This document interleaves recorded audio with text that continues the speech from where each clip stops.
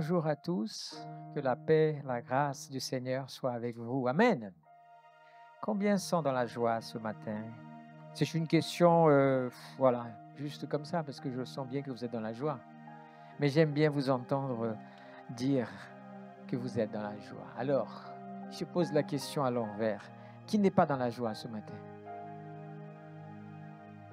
Non? Ah, super. Bon, pas beaucoup de travail alors. Et qui est dans la joie peut donner un gros Alléluia. Vous rigolez. C'est même pas à dépasser le mur, là, le plafond. C'est resté. Vous n'avez pas vu qu'il est retombé, le Alléluia. Ah, j'ai dit un gros, pas un Alléluia qui vient de faire 15 jours de jeûne. Alléluia. Ça a dépassé le deuxième étage. On va le faire monter au troisième ciel. Amen. Alléluia. Voilà, vous étiez désordonnés. Quand on est divisé, ça ne marche pas. Il faut que ce soit là. On va faire uni à 3. 1, 2, 3. Alléluia. Vous voyez la différence de l'unité. Dieu est merveilleux. Gloire à l'Éternel. Vous savez, être chrétien, c'est une des choses que la Bible nous montre. Quand j'utilise le terme chrétien, n'écoutez pas toujours cette idée de la religion chrétienne. Je parle de celui qui suit Christ. Voilà, il ne suit rien d'autre que Christ. Gardez toujours dans votre esprit que c'est ça l'idée principale. Même si c'est devenu un nom d'une religion, puisqu'on la compare à une autre, mais ça ne m'intéresse pas de parler de religion. Ce qui m'intéresse, c'est de parler de ceux qui suivent Christ. Amen. Et suivre Christ, c'est changer de vie parfois, ou très souvent, ou complètement. Amen. Et je vous pose la question à tous ceux qui sont ici. Est-ce que, par hasard, depuis que tu as accepté Jésus comme ton sauveur, ta vie a changé? Oui? Elle a changé? Ok, changer, mais changer pourquoi? Pour le meilleur ou pour le pire? Pour le meilleur. Ah, alléluia. Donc, ça vaut la peine alors. Bon, eh bien, laissez-moi vous inviter à un petit voyage rapide dans Marc chapitre 4, verset 35. Alors, j'ai pris la seconde 21, madame. 35, 37, 38 et puis jusqu'au 40 de Marc 4. J'aime beaucoup parce que quand ce texte-là, il m'a inspiré une phrase qui est dans ce verset 35. Alors, Jésus, il est dit que Jésus était arrivé dans une région. Je vous donne un contexte un peu. Il était arrivé dans une région. Et il a commencé à enseigner la parole. Et pendant pas mal d'heures, certainement, il a enseigné plein de choses. Et puis, le soir est arrivé. Et donc, j'aime dans l'expression de ce verset 35. Ce jour-là, le soir venu. Le soir est le symbole de quoi? D'une fin de journée. Le soir peut être symbolisé par quelqu'un qui arrive à un âge avancé et donc ce n'est plus l'aurore de la vie, la fugue et toutes les choses qu'on peut faire dans notre jeunesse. Je ne parle pas pour moi, je parle pour ceux qui ont dépassé les 100 ans. Hein. Bon, voilà. Et donc, c'est le soir de la vie, c'est-à-dire on est plus proche de s'endormir que de se réveiller. Mais ça fait partie un petit peu de la vie aussi. Donc, mais le soir peut être aussi symbole, tout simplement parce que la lumière, le soleil se couche et donc la nuit se lève. Eh bien, c'est peut-être la partie où notre corps a besoin déjà de s'arrêter, de se reposer, de se coucher, de s'endormir. Mais c'est symbole aussi parfois de ténèbres aussi. Les ténèbres arrivent. Tous les films, que ce soit d'horreur, que ce soit des histoires un peu de toutes sortes, la plupart du temps, les peurs se passent la nuit. Pendant la nuit. Donc c'est un signe. Le soir est venu et j'aime l'expression que Jésus va dire. Jésus va faire une invitation à ses disciples et cette invitation c'est « Passons sur l'autre côté, sur l'autre bord, sur l'autre rive ». Amen. Est-ce que vous pouvez simplement penser 1 minute, 1 seconde à cette expression de Jésus? Je vous invite à passer à l'autre bord. Pourtant, ça faisait toute la journée dans cet endroit. Mais le soir est arrivé et cette invitation devient une invitation spirituelle pour ta vie. Alors, c'est valable pour des chrétiens ou des personnes qui ont la croyance mais n'ont pas encore reçu Christ dans leur vie, comme dit l'Écriture. C'est une invitation. Comment on comprend cela?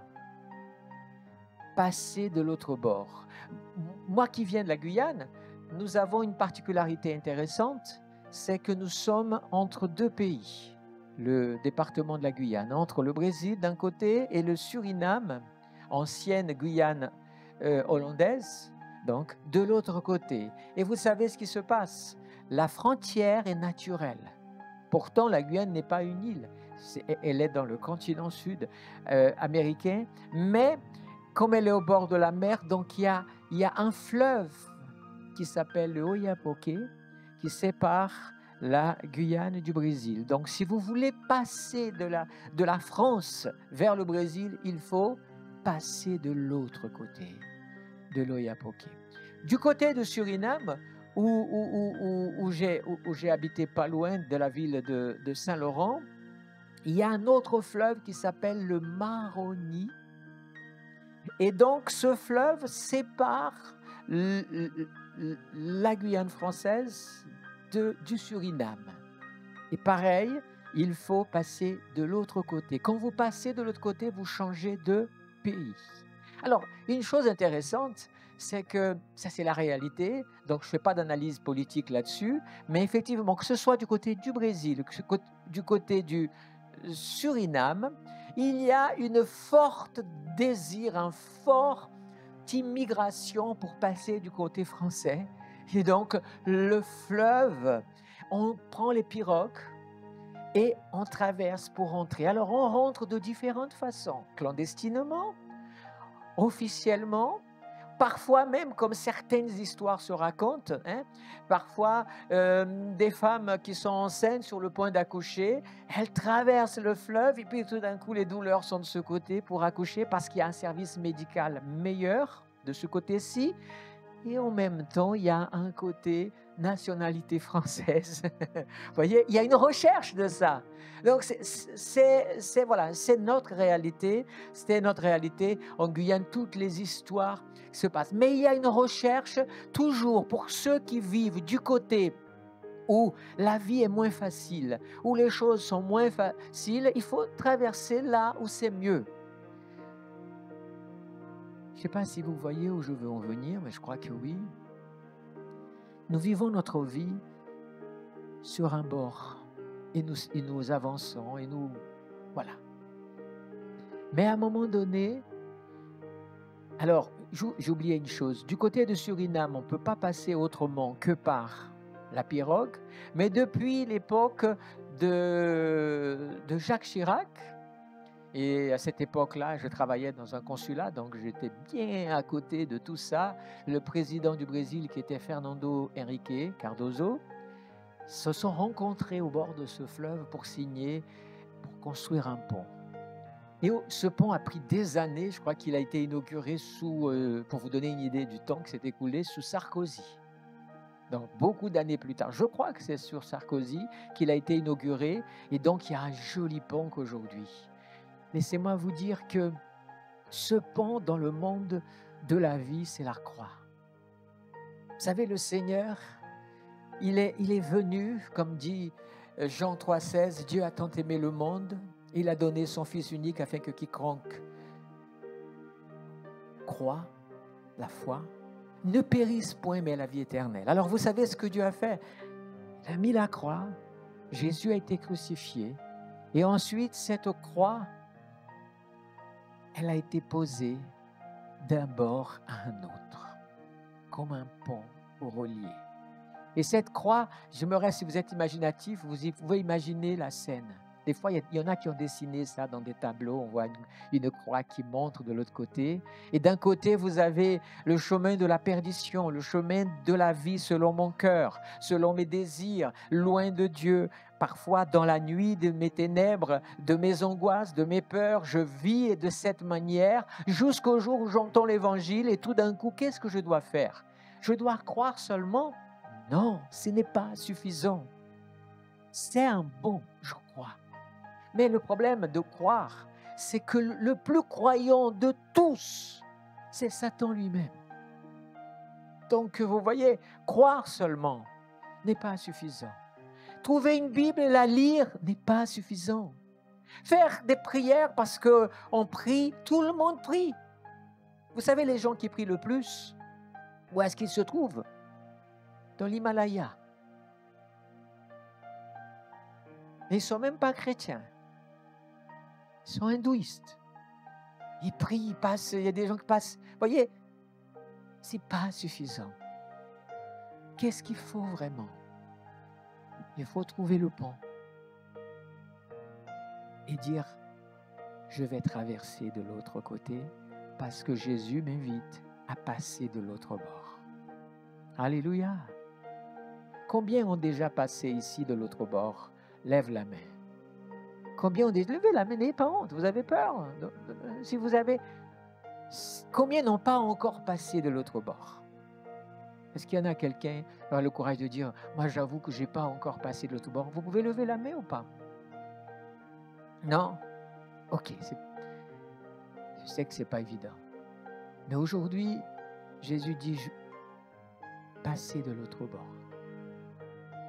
Alors moi, j'ai passé de l'autre bord, il y a des années de cela. Et ce qui est intéressant quand on marche de l'autre bord, c'est qu'il y a plusieurs propositions pour repasser vers l'autre côté. Alors là, oui, on a des propositions. Il y a des barques qui arrivent au bord. Tu es là sur ton côté, très heureux, tout d'un coup, une barque qui arrive. Écoute, monte sur ma barque. Je te propose des choses, des plaisirs, des richesses, une vie plus. Oh, regarde cette vie d'église, regarde, mais non, c'est pas bon, passe. Et là, il y en a qui, ils montent sur la barque. Et la barque, tout d'un coup, quand tu arrives de l'autre côté, et que maintenant tu descends et tu restes là. Ah non, mais je voulais juste faire une promenade, est-ce que je peux retourner? Non, tu ne peux pas retourner. Et là, beaucoup de gens se perdent parce qu'il faut revenir sur son chemin, retrouver la croix pour retraverser à nouveau.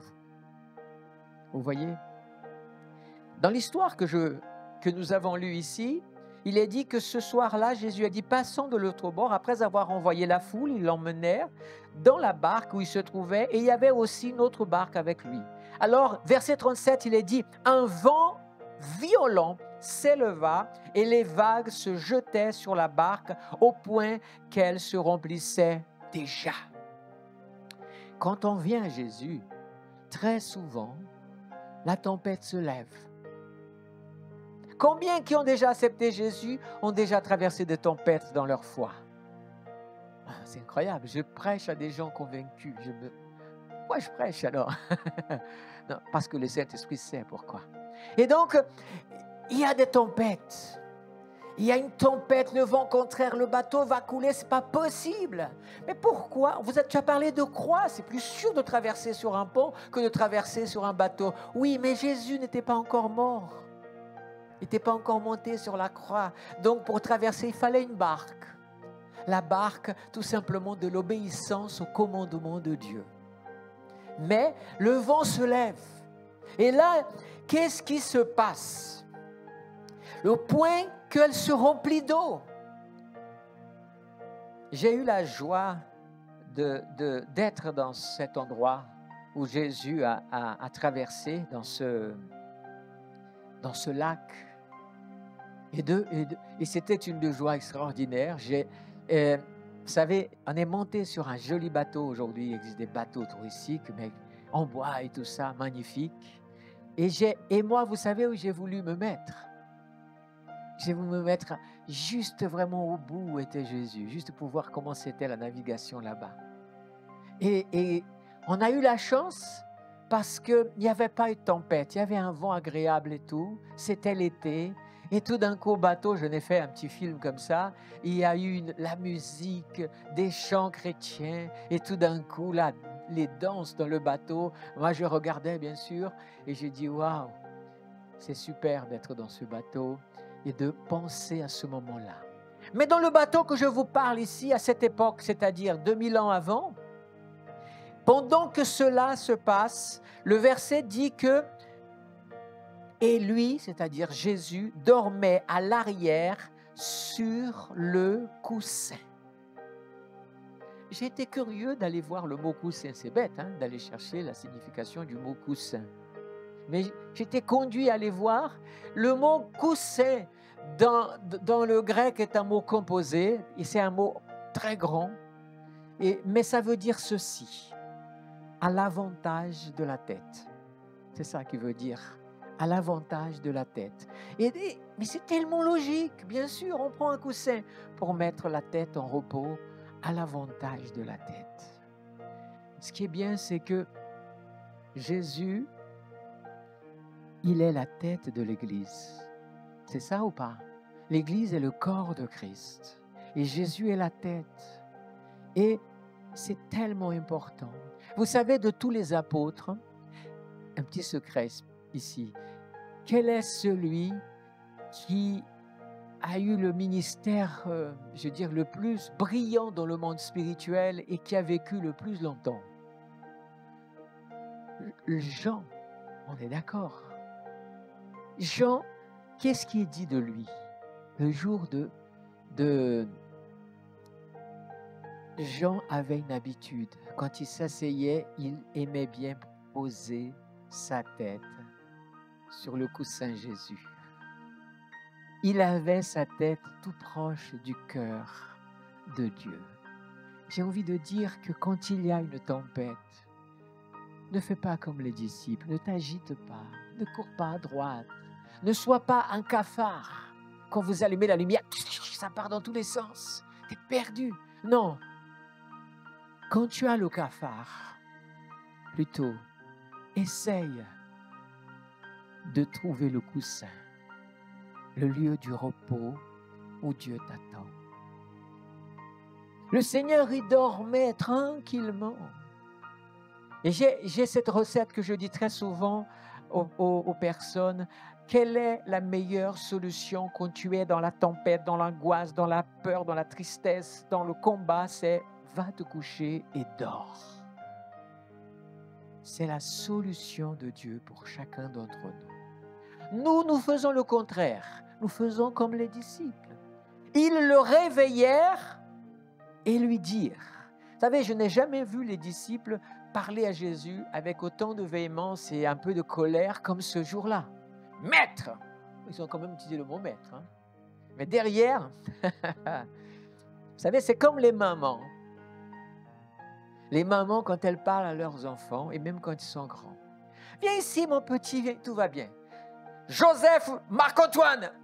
Quand on dit ça, c'est-à-dire on a cité le nom, là, ça veut dire il y a quelque chose qui ne va pas. Oh là là, elle m'a appelé, elle m'a pratiquement, et même certains humoristes disent, le pire, c'est quand elles appellent comme ça, Marc-Antoine. En énumérant les syllabes pour insister, ça va pas aller, ça va compliquer. Maître, cela ne te fait rien que nous soyons en train de mourir? Comment Jésus pouvait-il savoir s'il dormait? Il se reposait. Qui étaient les marins? C'était les disciples. Jésus n'avait pas de formation de pêcheur et tout ça, il était pêcheur d'hommes. Mais Pierre et les autres, c'était des spécialistes. Tu ne vois pas qu'on meurt? Combien de chrétiens, très souvent, ils aiment Dieu, ils sont tellement... Mais dès que les choses deviennent très dures, « Oh Seigneur, comment ça se fait?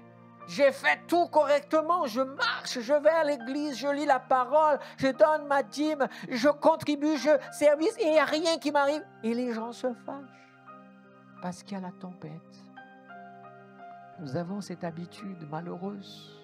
Alors, attendez, ok, on va mourir là. Et ça ne te fait rien.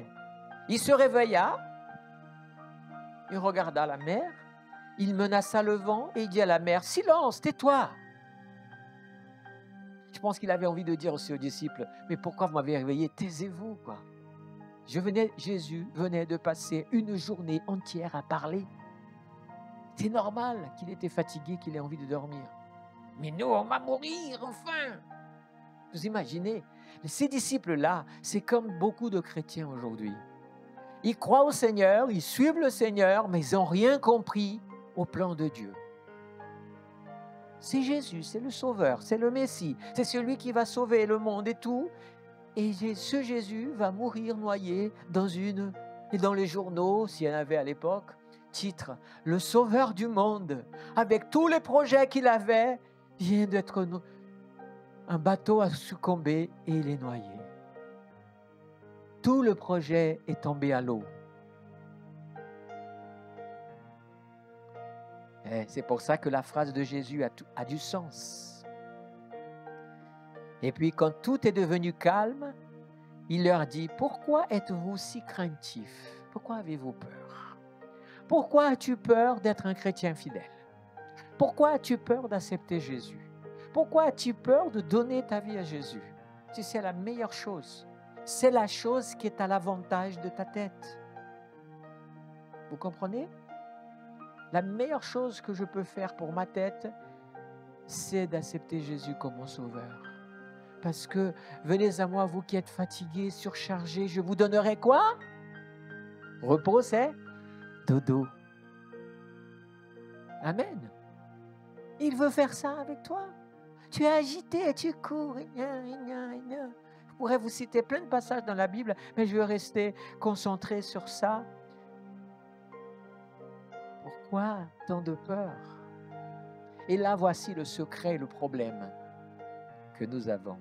Comment se fait-il que vous n'ayez pas de foi? C'est terrible ce que Jésus dit là. Si vous prenez une autre version, la Louis II, dans ce même histoire, je ne sais pas s'il dit en Marc, mais il le dit en Luc, c'est la question de Jésus, c'était « Oui, votre foi, où est-ce qu'elle est passée ta foi ?» J'ai envie de vous poser la question. Oui, je suis croyant, ok. Montre ta foi alors. Où est ta foi? Si ta foi n'est valable que pour la croyance, alors ta foi, elle disparaît si vite comme le sucre quand tu le mets dans une boisson et que tu remues comme une petite tempête. Qu'est-ce qui se passe avec le sucre? Il disparaît. Il faut le boire, bien sûr, pour savoir si vous avez trop, mais c'est juste l'image. Dès qu'il y a un tourbillon dans ta vie, ta foi disparaît vite fait et tu ne vis pas le meilleur de Dieu. Où est ta foi quand il y a la tempête? Où est ta foi quand quelque chose manque? Où est ta foi? Tu cherches toujours à régler tes problèmes toi-même. Chaque fois qu'un chrétien règle ses propres problèmes, il rate l'occasion de témoigner que Dieu a réglé ses problèmes.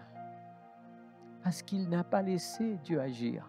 C'est quelque chose que nous avons, ça nous rassure de pouvoir garder le contrôle. Vous savez, les disciples étaient des marins. Et certainement, le bateau, il ne filait pas tout seul. C'était eux qui étaient dans le contrôle. Mais cette tempête était tellement grande, qu'est-ce qui s'est passé? Ils ont perdu le contrôle du bateau. Il n'y avait rien à faire. Ils ont fait le constat que nous savons tous faire.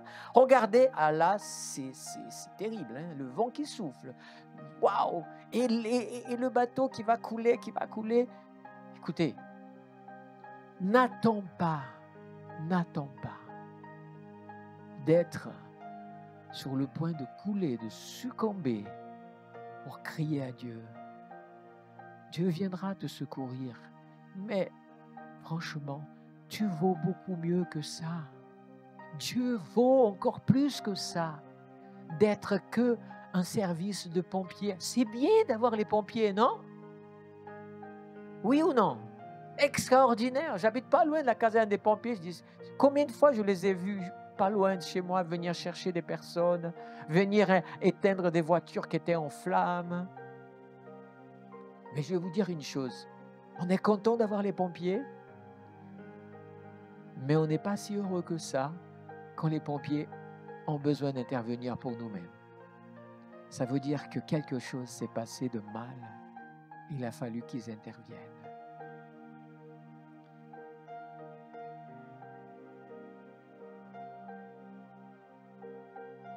Ce matin, je vous invite à passer de l'autre bord. Accepter Christ comme votre sauveur. À se dire, je veux changer de vie. Je veux une vie nouvelle. Je veux une vie différente. Je veux vraiment ne plus marcher dans le même chemin, la même voie que je vivais. Je veux vivre quelque chose de nouveau. Baissez vos têtes un moment. Réfléchissez, parce que peut-être que vous avez déjà accepté Jésus, mais vous ne vivez pas comme quelqu'un qui a la foi pleine en Dieu. Vous vivez trop à la manière humaine. Peut-être que vous avez besoin aussi de changer de bord dans un aspect de votre vie. Vous avez peut-être besoin du coussin de Dieu pour que votre tête soit à l'avantage. Alléluia. Béni soit le nom de l'Éternel. Passons de l'autre côté, bien-aimés. Ils ont passé de l'autre côté.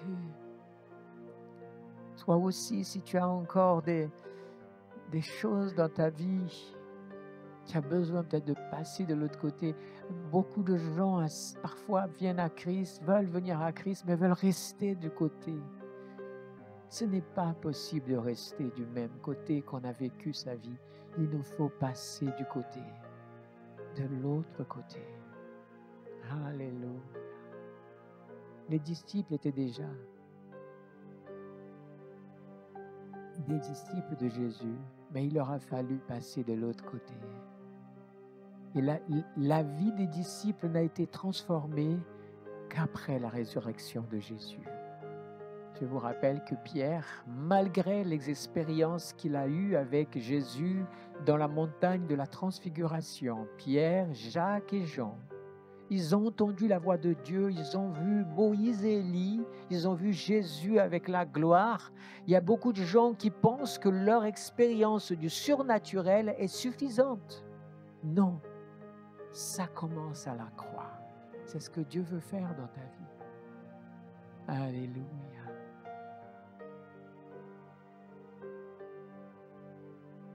Béni soit le nom de l'Éternel.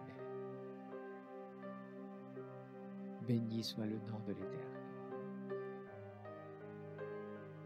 Passe de l'autre côté concernant ta foi.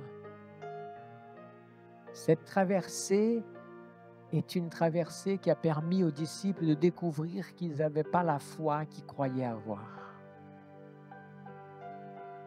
Beaucoup pensent avoir la foi parce qu'il y a ce mélange-là, mais quand ils sont dans cette situation, ils découvrent qu'ils n'ont pas la foi.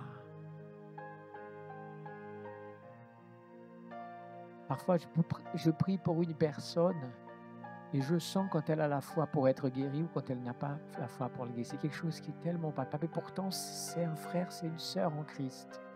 Mais vous sentez que la foi n'est pas là pour être guérie. Parfois, la personne en train de prier, la personne est là parce que c'est un acte. Oui, viens me faire l'onction d'huile. Oui, prie pour moi. Ok, je prie. Et en même temps, le cerveau de la personne est complètement dans autre chose. Et c'est comme si c'était juste une pratique et la personne ne reçoit rien. Dieu veut aller plus loin avec nous, Église Bethel. Dieu veut nous amener au-delà du bord. Vous savez ce qui attendait de l'autre côté? C'était le pays des Génésariens. Et quand Jésus a mis le pied, le pire des hommes de cette région, il faisait la terreur partout. Il a accouru, s'est mis à genoux et les démons qui étaient en lui ont crié « Jésus, ce n'est pas encore le moment, qu'est-ce que tu viens faire là? Est-ce que tu nous permets de... » Déjà, ils étaient en train de dire « On va sortir, on va sortir. » Je trouve ça fabuleux parce que nous avons ici l'image pure de Dieu. Combien sont intimidés par les démons, par les mauvais esprits, alors qu'il suffit d'avoir Jésus dans sa vie. Mais véritablement dans sa vie. Et quand tu arrives et tu mets ton pied, les démons disent, ah ben écoutez, c'est lui ou nous, donc lui il arrive, nous on part. Amen. La foi qui transporte les montagnes. La foi qui dit, montagne, jette-toi à la mer. La foi qui dit, je vais ouvrir le toit de cette maison, je vais descendre cet homme, parce que je sais qu'à l'intérieur, il y a un homme qui peut le guérir. La foi qui dit, si je touche son vêtement, je serai guéri. Je n'ai même pas besoin qu'il me parle, je n'ai même pas besoin je veux simplement le toucher. Église, c'est à cette foi que je vous invite à passer de l'autre côté. La foi à traverser de l'autre côté. Alléluia. Seigneur mon Dieu, que ton nom soit glorifié. Que ton nom soit glorifié. Visite les cœurs ce matin, Seigneur. Visite les cœurs ce matin. S'il faut amener quelques vents pour réveiller, pour faire découvrir où tu en es, alors je prie qu'un certain vent, que tu puisses le supporter, mais qu'un certain vent contraire se lève, si c'est nécessaire. Parce que tel que tu es, tu n'arrives pas à comprendre cela encore. Tu restes dans le raisonnement. Alors je prie qu'il y ait un vent qui t'amène juste à perdre et te dire, waouh, je vais perdre tout, le contrôle de tout. Et là, il ne te reste qu'une solution, courir à Jésus. Réveille-toi, Jésus. Afin que ta foi soit fortifiée, que ta vie soit transformée. Alléluia. Je veux donner ce micro, et ça fait déjà un moment. Et je suis toujours là. Alléluia. Béni soit le nom de l'Éternel. Parce que j'ai vraiment envie de bénir votre vie. Alléluia. Oh Saint-Esprit. Passer de l'autre côté veut dire, Seigneur, je veux un véritable changement dans ma vie. C'est ça que ça veut dire. Je veux un véritable changement dans ma vie. Je veux un véritable changement dans ma vie. Un véritable changement dans ma vie. Seigneur, je veux bénir ton Église, toutes les personnes présentes, tous les cœurs qui désirent ce changement, Seigneur. Je te prie maintenant, viens les toucher par ta grâce. Au nom de Jésus-Christ.